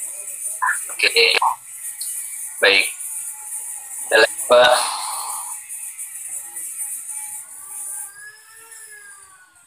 Jadi tadi ada stand ya Pak ya, yang tidak sesuai peruntukannya ya Pak. Nah, ada di ganjal bersusun 1, 2, 3, 4. Kemudian ceknya juga disangga. Kemudian apalagi Pak, ada ceceran oli yang ada di sini sehingga tidak membuat tidak aman gitu ya, potensi licin, sehingga ketika beban ya ini dicek tidak kuat dan tidak kompak gitu ya, sehingga terjatuh ceknya dan terjepit. Baik, terima kasih Bapak Ibu atas feedbacknya. Jadi seorang pengawas operasional, pengawas teknis di tempat kerja, ya ketika melihat kondisi-kondisi yang tidak aman, tindakan tidak aman, penggunaan alat, instalasi, peralatan yang tidak sesuai peruntukannya, tidak sesuai dengan prosedur, maka kewajibanlah Bapak dan juga Ibu sebagai pengawas operasional untuk bisa mengidentifikasi dan juga bisa melakukan perbaikan dengan segera, sehingga tidak timbul dampak-dampak yang lebih besar ataupun resiko. Baik, tadi kita sudah mengidentifikasi, Bapak dan juga Ibu sudah bisa mengidentifikasi. Langkah kedua, Bapak Ibu itu wajib bisa menilai resiko yang ada di tempat kerja. Ya, setelah Bapak Ibu mengidentifikasi semua bahaya, Bapak Ibu wajib untuk melakukan penilaian resikonya. Bagaimana Bapak Ibu menilai resiko? Nah, resiko yang ada di tempat kerja kita yaitu bisa terukur ya dengan 3 parameter. Yang pertama adalah probability, yang kedua adalah severity, yang ketiga adalah frekuensi. Nah, resiko ini harus terukur, makanya kita berikan tool supaya resiko ini bisa terukur. Ya, kalau menurut beberapa referensi sumber, Ibu, nilai resiko ini jumlahnya ya menurut OSA, menurut standar NS, ISO dan lain sebagainya, ada beberapa matriks resiko yang nantinya merupakan nilai terukur dari beberapa parameter ini. Ada yang menyebutkan likelihood, konsekuensi dan lain sebagainya. Kalau di tempat kita ada 3 parameter yang kita gunakan: probability, kemungkinan, yang kedua adalah keparahan atau severity, yang ketiga adalah frekuensi. Nah, resiko ini adalah hasil perkalian antara nilai probability, keparahan, dan juga frekuensi. Kita samakan pemahaman terlebih dahulu kepada juga Ibu. Kemungkinan atau probability itu adalah kemungkinan terjadinya timbulnya insiden cedera, penyakit, kerusakan atau kerugian. Seberapa mungkin, ya, seberapa mungkin kejadian bahaya-bahaya itu muncul menjadi suatu insiden cedera, penyakit, kerusakan, kerugian yang baik. Ya, Bapak dan juga Ibu, ya. Jadi menurut Permen 43 2016 standar lain itu juga ada beberapa referensi tempat kerja kita. Kemungkinan atau probability adalah kemungkinan terjadinya timbulnya insiden, cedera, penyakit, kerusakan atau kerugian yang ada di tempat kerja. Jadi seberapa mungkin sih itu timbul insiden, seberapa mungkin sih bahaya itu bisa berakibat berdampak pada cedera ataupun kerusakan. Oh, kemungkinannya ada 50% mungkin loh itu terjadi insiden. Oh, 100% mungkin, karena ada beberapa pertimbangan ini, itu, dan lain sebagainya. Itu adalah kemungkinan seberapa mungkin. Yang kedua, Bapak dan juga Ibu, kita ketahui parameter severity atau keparahan. Keparahan ini merupakan suatu tingkat keparahan yang terjadi akibat dari dampak. Seberapa parah dampak yang terjadi? Apakah dampaknya itu bisa sampai ke arah fatal ataukah hanya cedera ringan? Itu untuk dampak kepada manusia. Apakah dampaknya itu bisa serius, ya, mengakibatkan pencemaran, atau dampak ke pencemaran yang ringan terkendali? Nah, itu dampak kepada pencemaran. Jadi severity itu merupakan tingkat keparahan, seberapa parah sih, ya, seberapa parah sih dampak yang terjadi dari suatu bahaya yang tidak terkendali tadi. Yang terakhir adalah frekuensi. Nah, frekuensi ini adalah tingkat keseringan, seberapa sering, gitu ya. Mudahnya adalah itu. Jadi ada 3 resiko, nilai resiko yang tadi yang bisa kita dapatkan dari nilai parameter probability, severity, dan juga frekuensi. Probability adalah kemungkinan seberapa mungkin timbul insiden cedera. Oh, sangat mungkin 100%. Ya, nanti akan ada penilaiannya berapa. Keparahan, seberapa parah sih dampak yang terjadi? Oh, kalau dengan kondisi seperti ini, bahaya yang teridentifikasi seperti ini, dampaknya bisa fatal loh ini. Nanti akan ada penilaian nilai keparahan, berapa parameter angkanya. Kemudian yang terakhir adalah frekuensi, seberapa sering, ya, munculnya bahaya atau aspek itu di tempat kerja kita. Oh, ternyata sering sekali dalam satu hari itu, setiap hari bahaya itu muncul. Oh, sedang, ya, bahaya itu muncul seminggu sekali, ya, dan lain sebagainya. Itu adalah frekuensi. Nah, di tempat kerja kita, Bapak dan juga Ibu, APU dan APMU, dan sudah tertuang ke dalam standar Pancanirbaya elemen 1.2 tentang IPPR. Ini adalah matriks di tempat kerja kita, Bapak dan juga Ibu.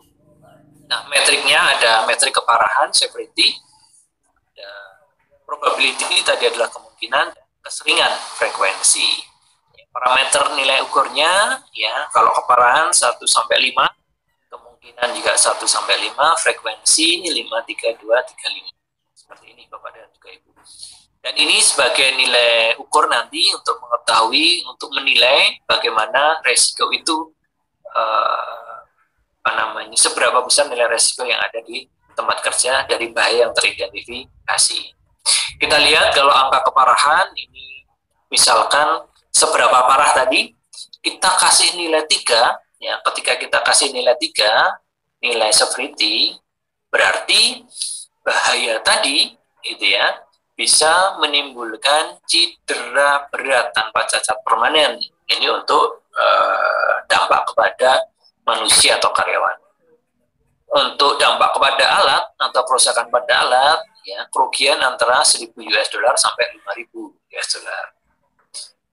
Kalau dampak kepada derajat kesehatan, sakit dengan gangguan fungsi, kemudian dampak kepada lingkungan, dampaknya ke eksternal ringan, dan lain sebagainya.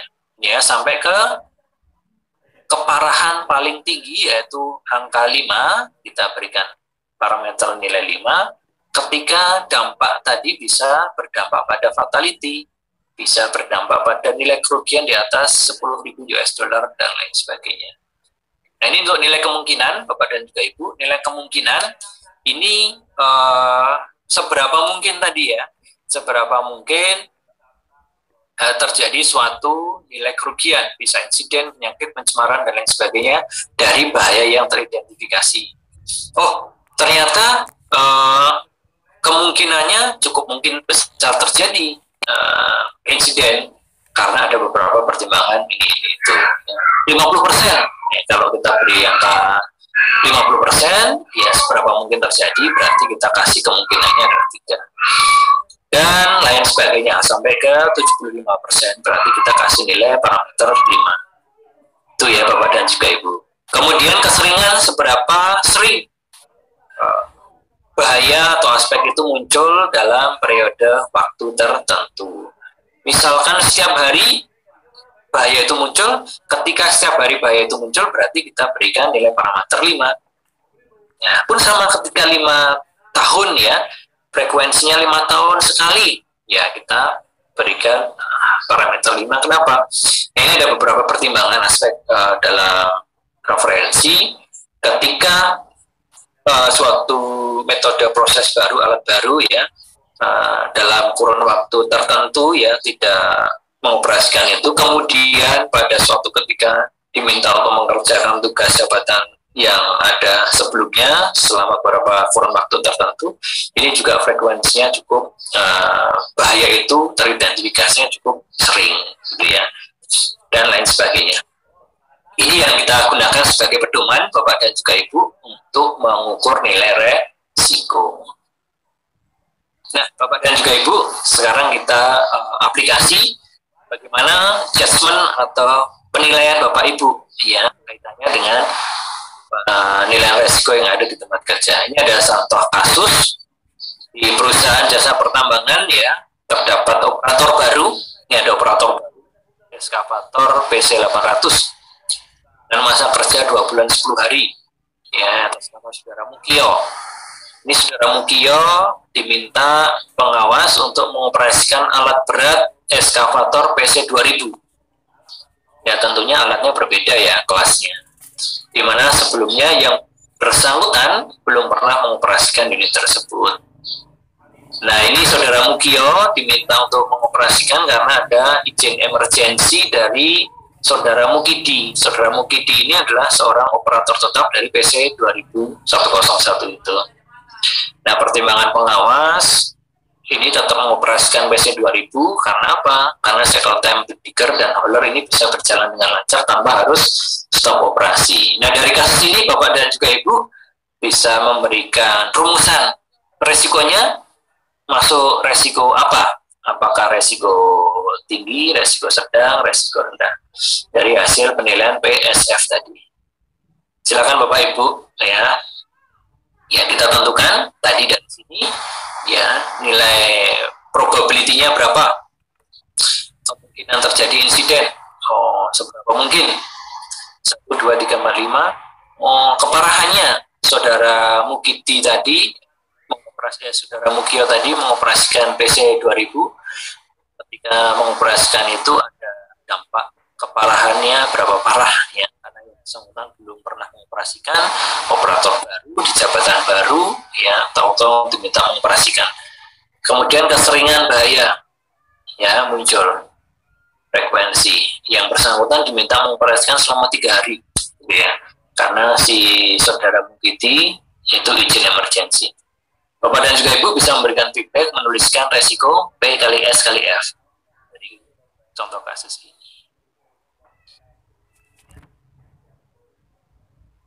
Ada yang bisa memberikan gambaran, Bapak dan juga Ibu?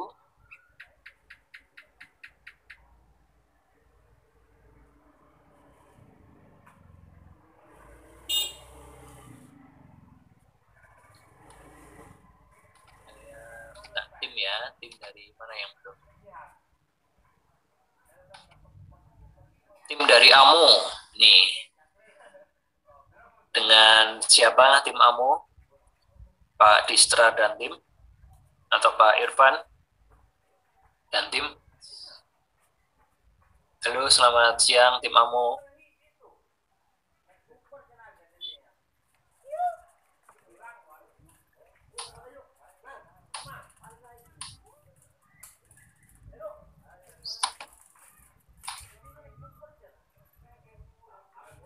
Halo. Ya, halo Pak Krisna. Ya, siap. Ya, dan memberikan feedback ya kita ini sesuai dengan identifikasi dari tim AMO ya. Monggo. Ini tidak ada benar, tidak ada salah ya. Sesuai dengan penilaian dari tim AMO.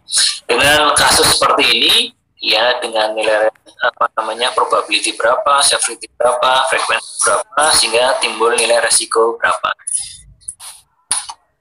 Ya, silakan tim AMO.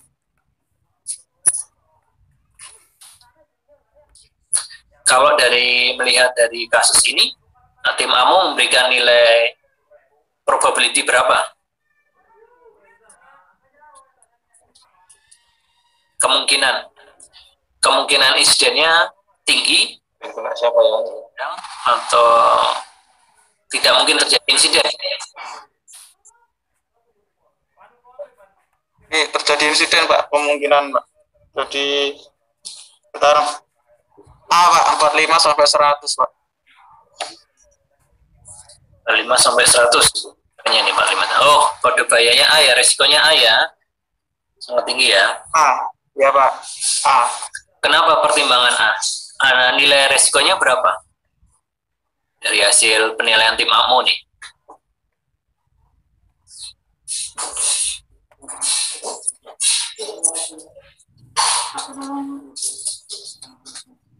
Oke, nilainya adalah masuk 3 Pak, 3. Oh, P-nya 3 ya. Ya. Oke, probability-nya 3. Kemudian angka keparahannya berapa? Seberapa parah hal itu bisa terjadi dan berdampak pada Keparahannya 3 Pak. 3 ya, cedera berat ya. Oke, ya. Keparahannya 3. Kemudian kemungkinannya berapa sih? Seberapa mungkin? Sangat mungkin.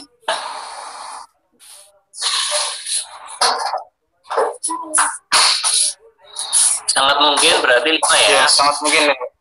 Ya, Oke. ya 5 Pak. Nah, frekuensi diberikan nilai berapa?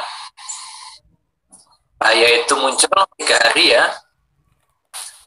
Berarti ya. Selama 3 hari itu dilakukan terus, bahaya itu muncul berarti setiap berkali-kali dalam sehari ya. Berarti adalah berapa? Menurut dari tim kamu 5 ya? Ya 5 Pak. Oke, 5 kali 5 berarti 25 ya? 25. 25 kali 3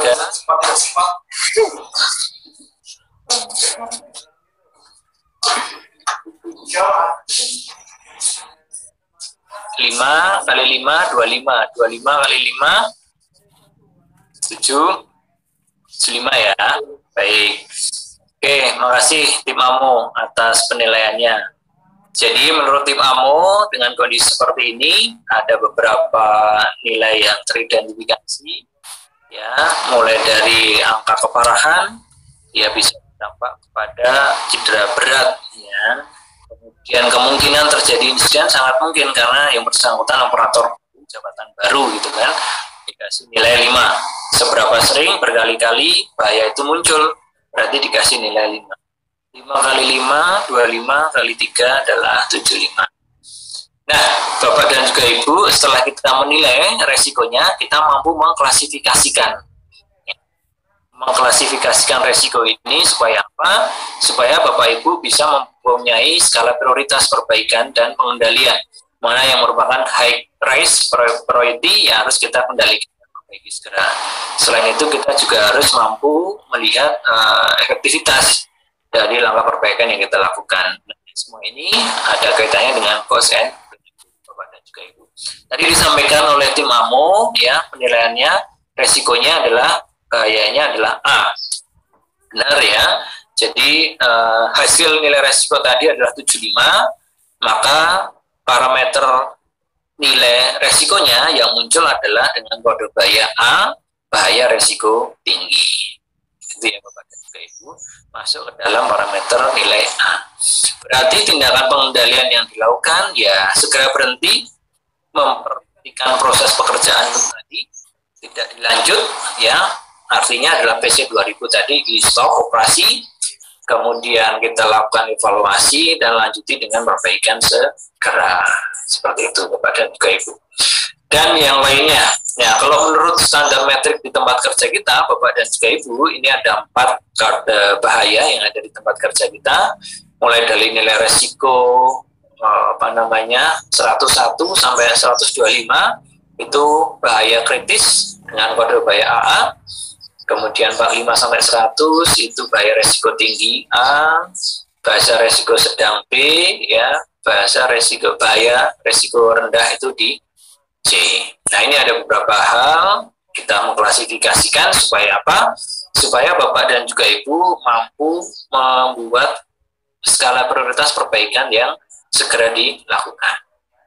Ya Bapak Ibu, jadi 3 tahapan harus dipahami, mampu mengidentifikasi dulu bahaya di tempat kerja.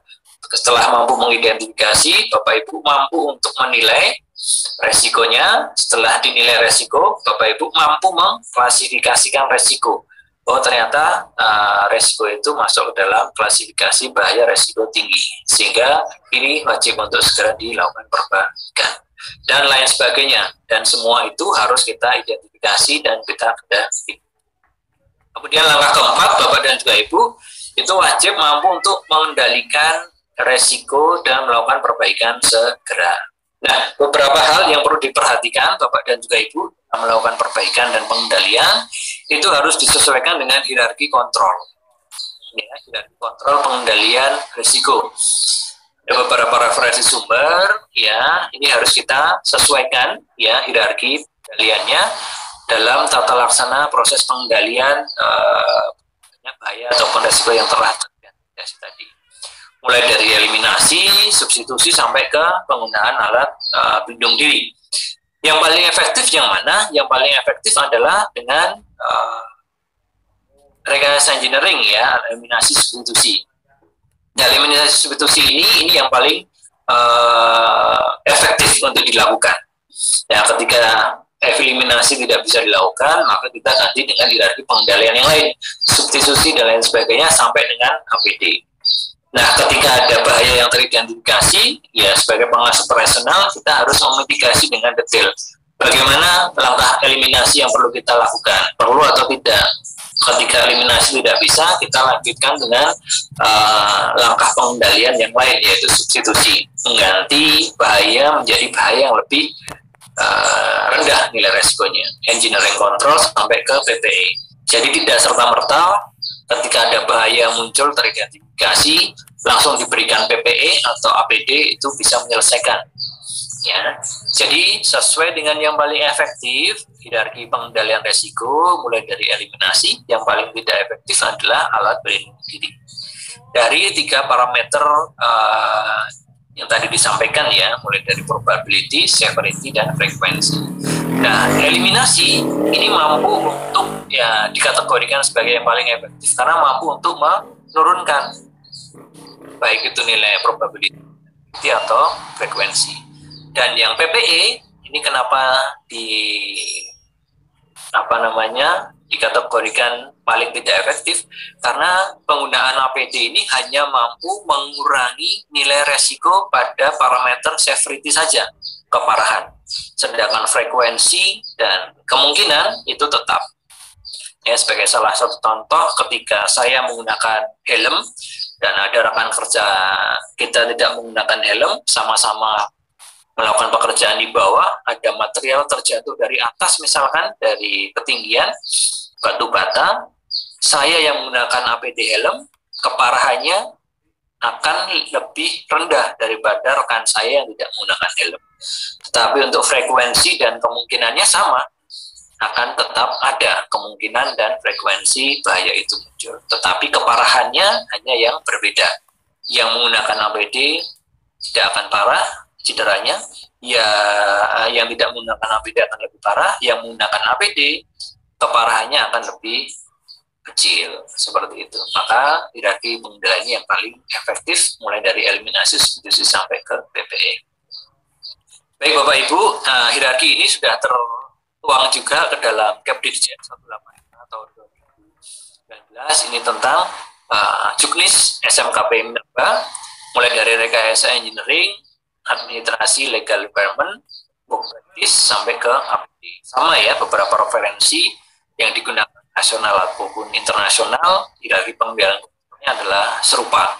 Mulai dari rekayasa engineering, eliminasi, substitusi, isolasi, kemudian administrasi, praktek kerja, dan APD.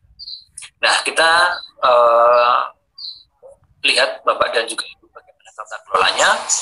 Nah, aplikasi untuk hierarki pengendalian resiko itu, misalkan saya ingin memelihara hewan peliharaan berupa buaya. Sebagai seorang pencinta binatang, saya akan mengidentifikasi ya, buaya ini bahaya tidak? Ya bahaya. Buaya ini cukup bahaya.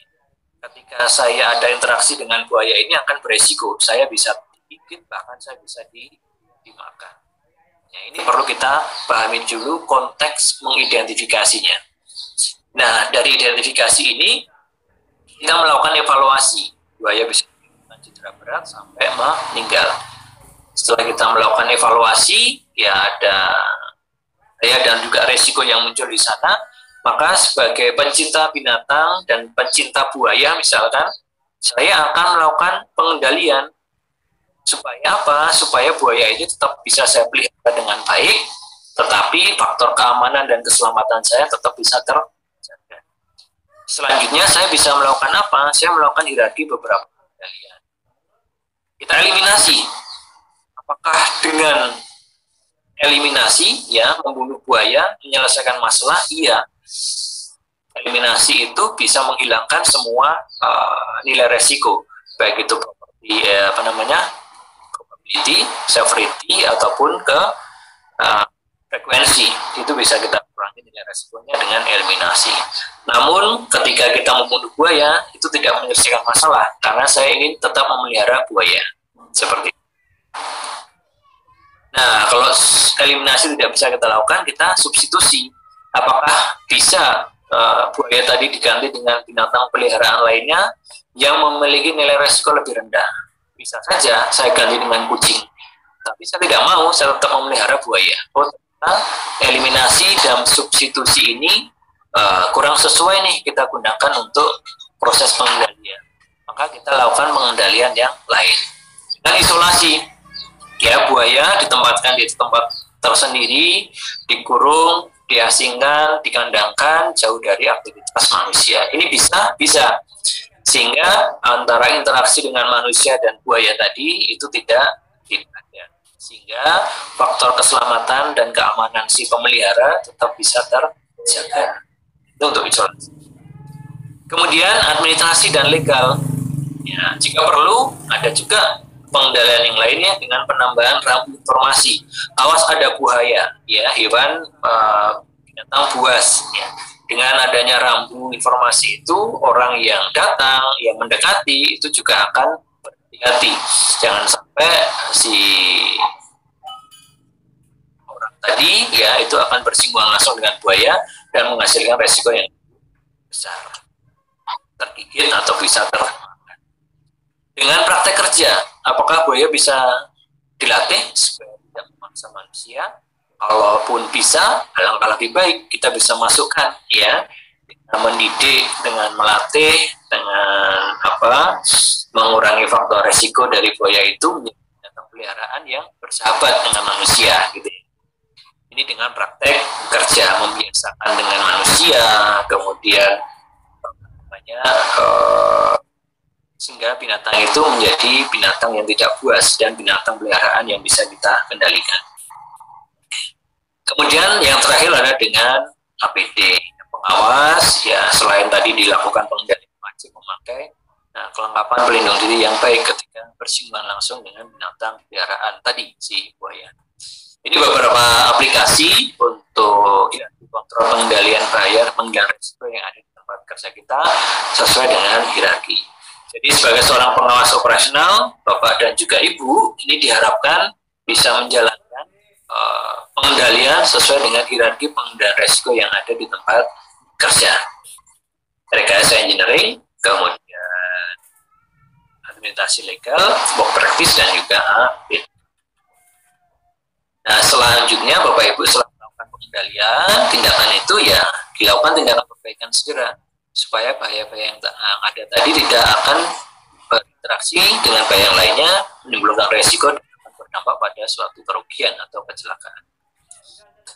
Nah, gitu Pak, Bapak dan juga Ibu. Sehingga perlu kita lakukan perbaikan dengan segera atau kita kenal dengan quick action, ya, tindakan yang dilakukan pada saat itu juga untuk memutus rantai dari interaksi bahaya-bahaya yang muncul.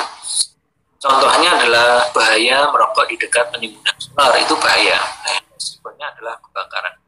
Bahaya satunya apa? Bahaya satunya adalah si bahan bakar, si solar. Itu merupakan bahaya. Bahaya keduanya ada aktivitas orang yang merokok di dekat area penimbunan solar. Ada interaksi dua bahaya ini akan menimbulkan resiko. Resikonya apa? Kebakaran. Nah, kebakaran akan berdampak pada apa? Kerugian. Jika telah terjadi kebakaran, maka akan timbul kerugian. Ya, kerugian bisa terbakarnya tangki solar, terganggunya proses produksi, dan lain sebagainya, sampai ke kerugian yang menghasilkan cost yang besar. Maka sebagai quick action, sebagai pengawas operasional, bisa langsung segera melakukan pengendalian dengan mematikan rokoknya atau menegur orang yang melakukan aktivitas yang berbahaya itu. Itu ya Bapak dan juga Ibu melakukan tindakan pengendalian.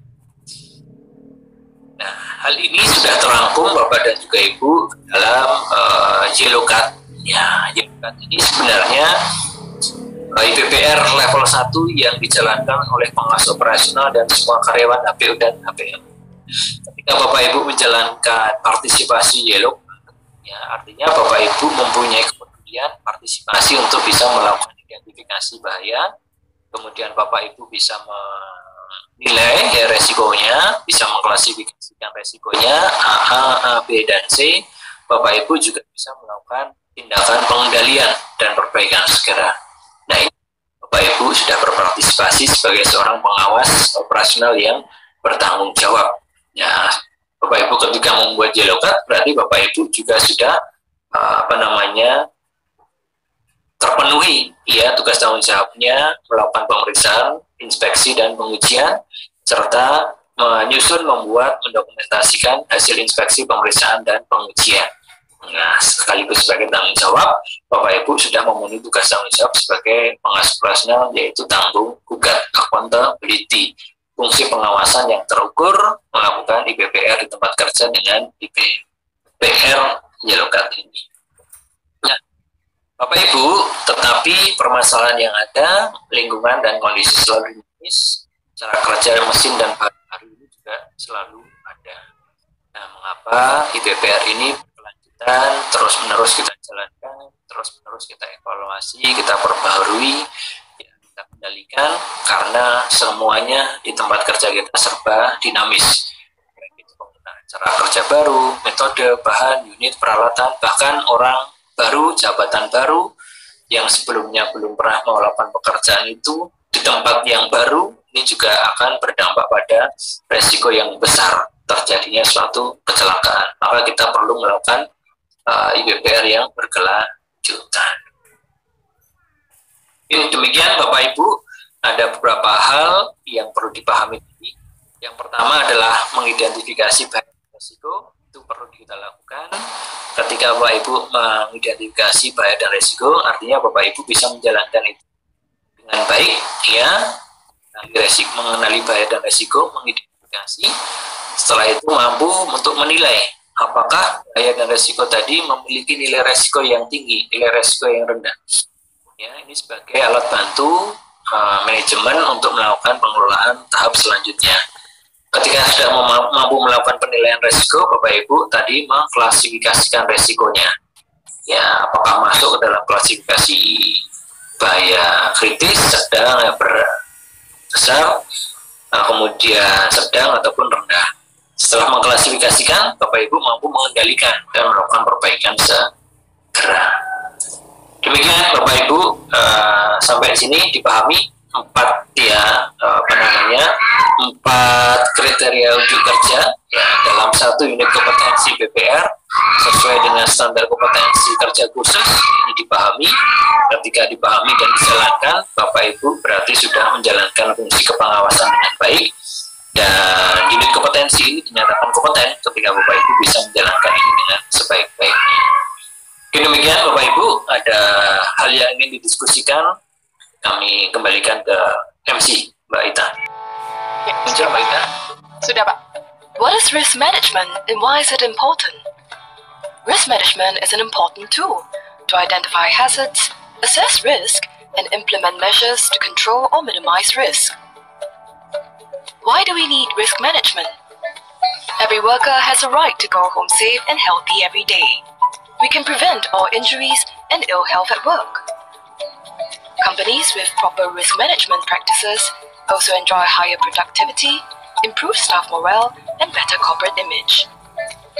To help companies better assess risk and hazards at workplace, the Ministry of Manpower and the Workplace Safety and Health Council have revised and launched the Code of Practice on Risk Management in February 2015. Risk management should be pragmatic, focus on reducing risk at source, and holistic.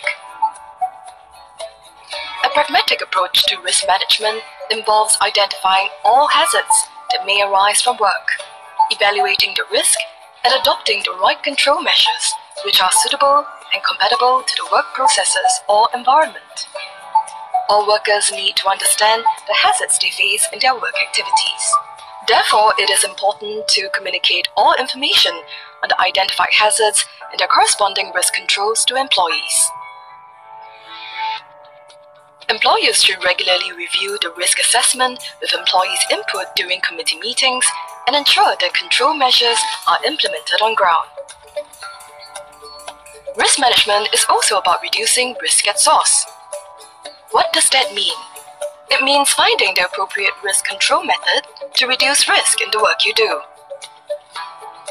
In the hierarchy of controls, the control methods include elimination, substitution, engineering controls, administrative controls, and personal protective equipment, or PPE. Always try to first eliminate the risk. If you can't, look at what you can substitute the hazard with. Some examples of eliminating risk at source. Use paint rollers with extendable handles instead of A-frame ladders when painting low walls and ceilings to eliminate risk from working at heights. Use electric stackers instead of lifting loads manually to eliminate ergonomics risk. If elimination is not possible, the second most effective measure is substitution. This involves replacing equipment or hazardous materials used with substitutes that present lower risk. Some examples of substitution. Substitute solvent-based chemicals which are highly flammable with water-based ones to eliminate the risk of fire and reduce storage of flammable material in the workplace. Replace scaffold use when working at height with a boom lift. If both of the first two approaches are not feasible, use engineering controls or administrative measures. Engineering controls entail structural changes to machine, process, or surroundings to reduce the risk.